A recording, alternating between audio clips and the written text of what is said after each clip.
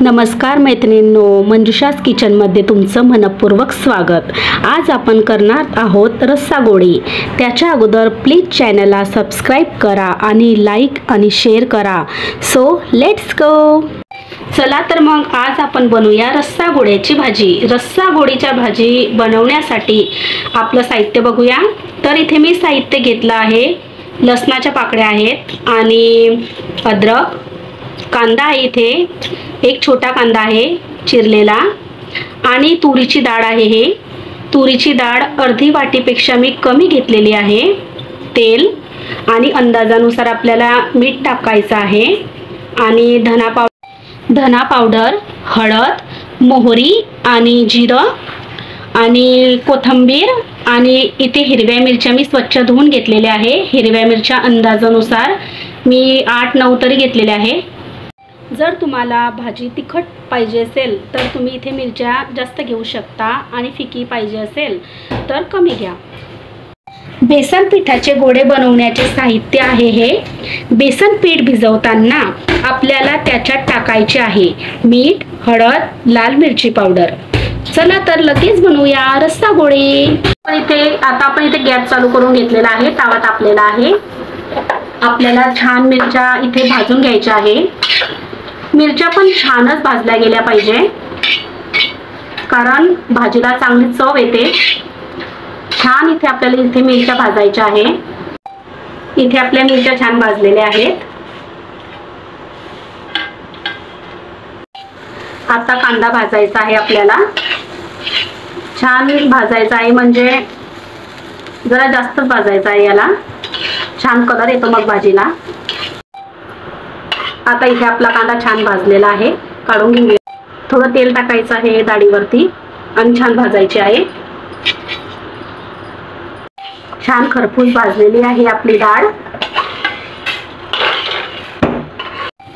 आता आपल्याला हे सर्व मिश्रण मिक्सर मध्ये बारीक करून घ्यायचं आहे, अद्रक आणि लसूण सुद्धा। चला तर मग मिक्सर मध्ये बारीक करूया।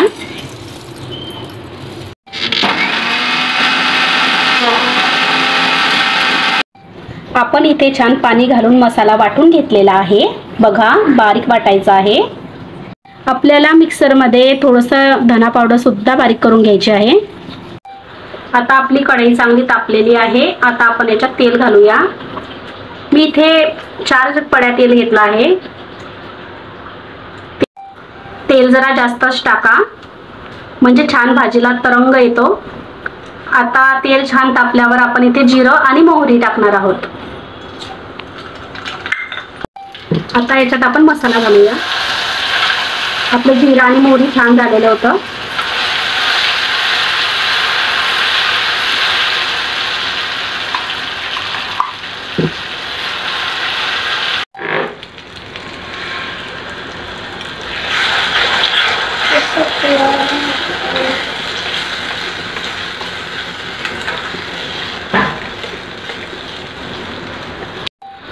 हे बघा, आपल्या भाजीला छान तेल सुटलं आहे।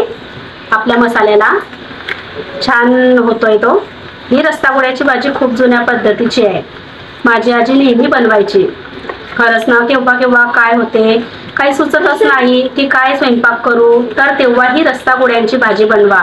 लगेच बनते आणि स्वादिष्ट सुद्धा लागते। या भाजीसोबत तुम्ही पोळी किंवा भाकरी सुद्धा खाऊ शकता, तर नक्कीच करून बघा। पाणी टाकून आपण इथे मसाला थोडा घालून घ्यायचा आहे। आता आपण याला अंदाजानुसार आपल्याला जेवढं पाहिजे तेवढं पाणी घालूया। थोडीशी पातळ सरस राहू द्यायची भाजी, कारण आपण जेव्हा गोळे टाकतो ना तेव्हा आपल्याला लागेल तेवढं पाणी घाला भाजीत।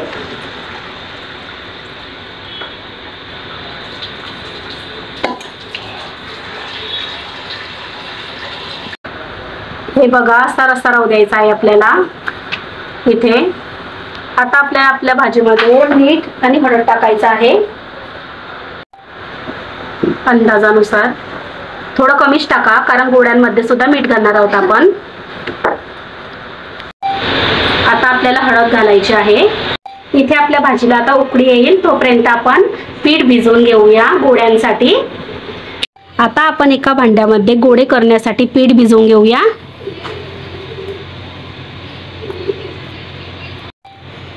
ह्या पिठामध्ये आता आपण हरभऱ्याच्या पिठामध्ये आपण मीठ टाकूया, थोडी चटणी. आता आपण इथे पाणी घालून याला भिजवून घेऊया. आपल्याला जास्त पातळ किंवा घट्ट सुद्धा भिजवायचं नाही आहे, थोडं पातळच राहू द्यायचं आहे. अशा प्रमाणे आपल्याला भिजवायचं आहे. हे बघा, आपल्या भाजीला छान उकळी आलेली आहे. या उकडीमध्येच आपल्याला गोळे सोडायचे आहे. आपल्या हाताने सोडायचे आहे. हात थोडा आपले बोट ओले करून घ्यायचे आणि छोटे छोटे असे गोळे सोडायचे आहे, छोटे छोटे. हे बघा,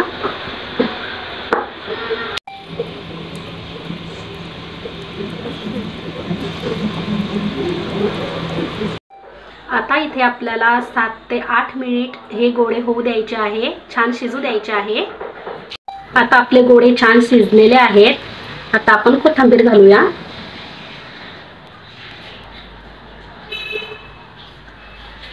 चला, तयार आहे आपली रस्सा गोळ्यांची भाजी.